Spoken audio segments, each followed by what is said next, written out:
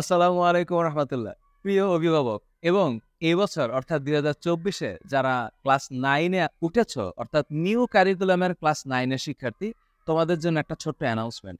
আগামী 12ই ফেব্রুয়ারি অর্থাৎ কালকে রাত 9টায় আমাদের টিম এফটির নিউ কারিকুলামের লঞ্চিং লাইভ, এবং এই লাইভে আমি তোমাদের সবাইকে এবং আপনাদের সবাইকে যারা অভিভাবক আছেন সবাইকে আমন্ত্রণ জানাচ্ছি, কারণ আমাদের এই কোর্সটা আমরা কিভাবে সাজাবো সেই সাজানোর ডিটেইল প্ল্যানিং আগামী 12 ফেব্রুয়ারি রাত 9টায় শেয়ার করব।